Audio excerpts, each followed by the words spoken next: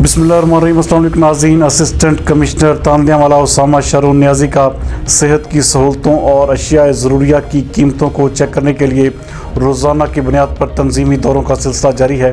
हमारे नुमाइंदा खसूसी वकार हुसैन के मुताबिक इस सिलसिले में आज भी उन्होंने तहसील हेड क्वार्टर अस्पताल का दौरा किया और वहाँ पर सफाई, हाज़री, अद्वियात की दस्तयाबी और तिब्बी इंतजामात को चेक किया।